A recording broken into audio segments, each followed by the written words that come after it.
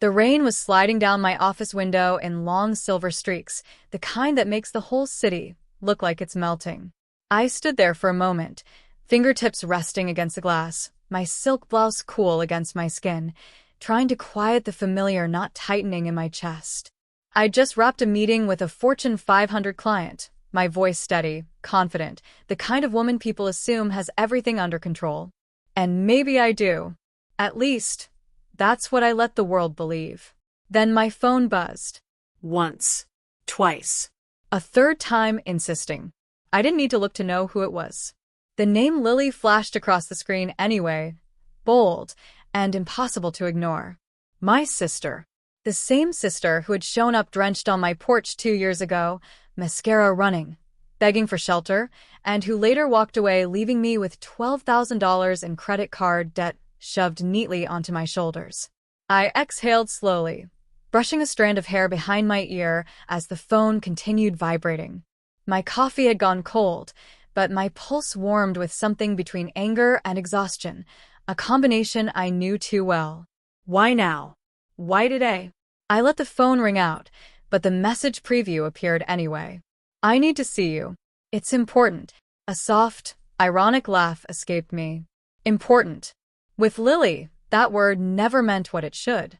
Still, I turned back toward my desk, heart already sliding toward the past I tried so hard to outgrow.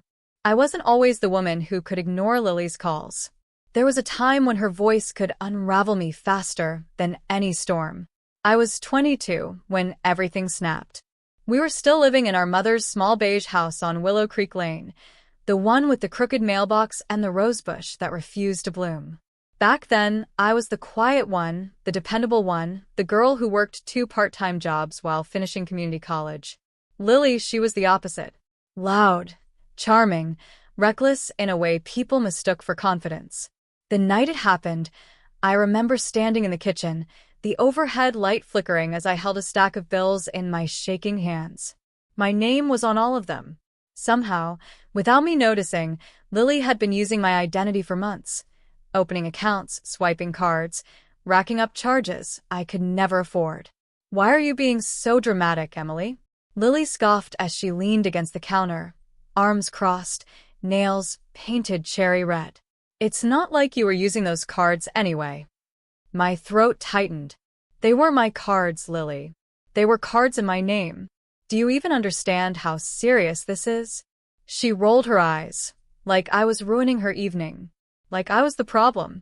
And then she said the words that carved themselves into my memory. "You should be grateful. I'm giving you a reason to get your life together." My hands trembled so badly, the bills slipped to the floor. Humiliation burned my cheeks, but beneath it was something deeper, betrayal sharp enough to bruise. I didn't even notice my grandmother sitting at the small dining table until she spoke. Her voice was soft, steady, the way it always was when she saw me falling apart. "Emily, sweetheart," she murmured, sliding a small silver locket across the table toward me. "You don't have to stay where you're not respected." Inside the locket was a tiny pressed forget-me-not, her favorite flower. I'd seen it 1,000 times, but that night it felt different. It felt like a permission slip. Her hand closed gently over mine. "You are allowed to choose yourself." Something in me shifted, a quiet, fierce click, the kind of shift that stays. I packed my bags that same night. 1 duffel, 1 backpack, and the locket resting against my collarbone like a promise. Lily didn't even look up from her phone as I walked out. That was the moment I decided to build a life where no one, not even family, could break me again. Leaving home felt like stepping into cold air after a long, breathless cry, sharp, unfamiliar, but freeing in a way that made my chest ache. I moved into a tiny studio apartment in Portland, the kind where the radiator rattled at night and the window barely closed. The walls were thin, the carpet was older than I was, and the entire space smelled faintly of lemon cleaner and someone else's regret. But it was mine. Every inch of it. Those first months were brutal. I worked at a diner during the day and studied digital marketing at night, sometimes falling asleep over my laptop with my hair still tied up from my shift. There were evenings I'd stare at my dwindling bank account and feel panic crawl up my spine. And yet, every time I felt myself slipping, my hand would reach for the silver locket resting against my skin.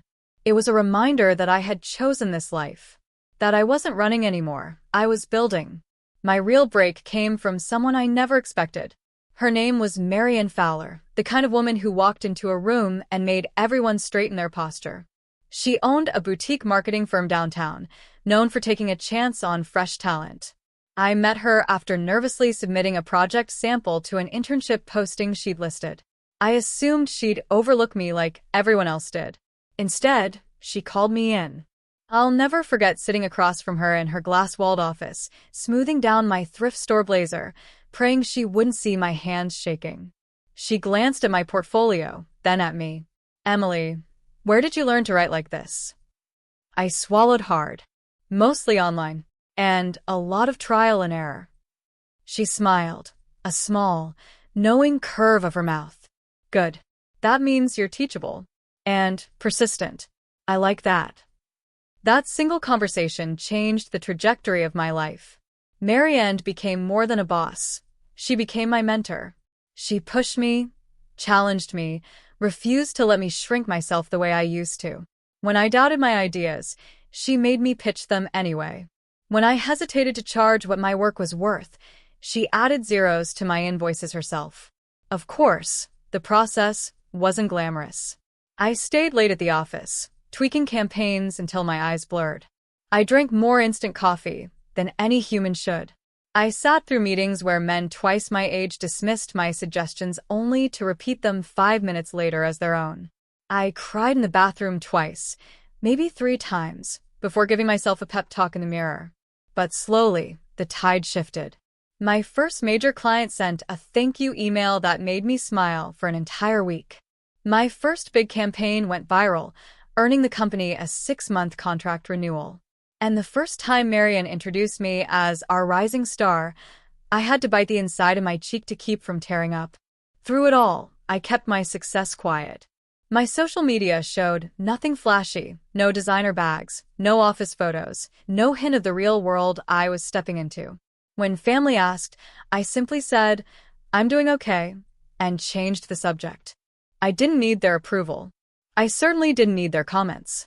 But deep down, I knew one thing with absolute certainty. One day, they would see me, the real me, and the girl they once dismissed would be unrecognizable. The day they finally saw who I had become didn't arrive with fireworks or dramatic music. It began with a simple email. A community organization in our hometown was hosting a small business expo and wanted me, Emily Carter, to speak about digital branding. I almost declined, instinctively shrinking back the way I always did when it came to my family. But Marianne caught the hesitation in my voice. "Emily," she said, leaning back in her chair, brow raised, "you've earned this. Don't hide." So I didn't. I booked the flight, prepared my slides, and told myself I'd be professional, composed, and emotionally untouchable. But the universe had other plans, because as soon as I arrived at the event hall, I froze. Standing near the entrance, talking loudly, like she owned the place, was Lily. My chest tightened. She looked exactly the same. Glossy hair, expensive-looking jacket she probably hadn't paid for, the same impatient toss of her head. And beside her stood my mother, shifting awkwardly, as if unsure she belonged there. The moment Lily spotted me, her eyes widened. "Emily? Oh my God, what are you doing here?" I couldn't help the small smile tugging at my lips. "I'm today's keynote speaker." The silence that followed was delicious. My mother blinked rapidly, as if trying to piece together a puzzle she thought she knew. Lily's mouth opened, then closed again, her confidence slipping like a loose thread. Before they could question me, an event organizer rushed over. "Miss Carter, we're ready for you. The stage is prepped, and your presentation is loaded." Their heads snapped toward me, "Miss Carter." Not Emily the good girl. Not Emily the doormat. Miss Carter. I followed the organizer to the backstage area, and the moment I stepped onto the stage, I saw them slip into the audience, faces pale. The auditorium lights warmed my skin as I began speaking. I talked about branding, authenticity, strategies for growth, all the things I had fought tooth and nail to learn. My voice didn't shake. My hands didn't tremble. I was exactly who I had spent the past years becoming. Halfway through, I caught Lily staring at the large screen behind me where the slide read, Founder and CEO, Carter Creative Strategies. The crowd applauded at the end. Some people came up to ask questions. A few handed me business cards. But all I noticed were the timid footsteps approaching from the side. Lily. She hesitated before speaking, her voice surprisingly small. So, you run your own company now? I do, I said simply. Mom stepped forward, rubbing her hands together. Emily, honey, why didn't you tell us? We thought you were struggling. I finished for her, raising an eyebrow. Her cheeks flushed. She didn't deny it. I led them back to the private lounge the organizers had set aside for me. As soon as I closed the door, I watched their eyes scan the room. The catered food, the plush seating, the folders addressed with my name. Lily finally exhaled. Emily, we had no idea. No, I corrected softly. You didn't want to know. They both fell silent. My bag rested on the table, and when I reached into it, my fingers brushed the silver locket, still warm from being close to my skin. It grounded me, reminding me why I was here, why I had become this woman. I looked at them, fully, clearly, without shrinking. What you see today, I said gently, is everything I built after you pushed me out. Their breath caught, a mixture of guilt, shock, and something close to awe. For the first time in years, I had the upper hand. Lily sat down first, sinking into the lounge chair as if her legs couldn't hold her. My mother hovered beside her, fingers twisting nervously, a gesture I remembered from childhood, usually reserved for overdue bills and uncomfortable truths. For a moment, no one spoke. The air felt heavy, stretched thin with all the words we had never said. Finally, Lily cleared her throat. Emily, I know things weren't always good between us, but I came today because I need help. Her voice wavered, softer than I'd ever heard it. I'm in trouble. Financial trouble. And I raised a hand, stopping her. Before you say anything, I said quietly, you need to understand something. I'm not the same girl you pushed aside. I'm not the girl you left with your debt. And I'm not someone you get to use anymore. She swallowed hard. Mom let out a shaky exhale. I'm not here to punish you, I continued. I don't need revenge. But if you're asking for my help, it comes with conditions. Lily nodded quickly, almost desperately. Anything. Just anything. I sat across from them, crossing my legs, feeling every ounce of the strength I'd earned. First, I said, meeting Lily's eyes, you pay back the $12,000. Not all at once. I know that's unrealistic. But you're going to set up monthly payments, automatic, documented. I'll help you structure it so you don't drown. But it needs to be consistent. She didn't protest. That alone told me how scared she was. Second, I added, you are done using other people to escape your responsibilities. No more borrowing money you can't pay back. No more opening accounts in anyone's name. No more running when things get hard. She winced, a small, wounded movement, but nodded. Third, I paused, letting the silence settle. You get a job. A real one. Not something that lasts 3 weeks until you quit. I'll review your resume, help you apply, even coach you if you need it. But you must stick to it. You need structure, and you need to prove to yourself, not me, that you can show up. My mother shifted uncomfortably. Emily, honey, those are big expectations. Maybe. They're not punishments, I interrupted gently. They're boundaries. Healthy ones. For all of us. Mom pressed her lips together, then nodded slowly. And lastly, I said, touching the locket around my neck without thinking, you both have to respect my life. That means no diminishing my accomplishments. No assuming the worst. No treating me like the backup plan or the safety net. Lily's eyes softened, filling with something that looked startlingly like sincerity. I can do that. I want to do that. Mom wiped a tear quickly, trying to hide it. We didn't realize how much we hurt you. I exhaled, letting the tension loosen from my shoulders. I know. And I'm willing to move forward, but only if we build something healthier from here. For the first time in years, Lily reached for my hand. Hesitant. Fragile. Genuine. And this time, I didn't pull away. The weeks that followed felt strangely gentle, like stepping into warm sunlight after years of bracing for rain. I didn't expect perfection.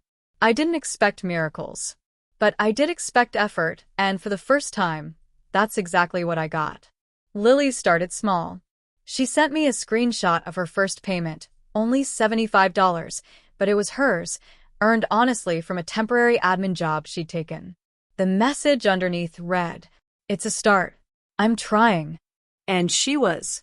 She showed up to interviews, asked me for advice without defensiveness, and even called once just to ask how my day had been. No crisis. No manipulation. Just curiosity. Connection. Something we'd never had as adults.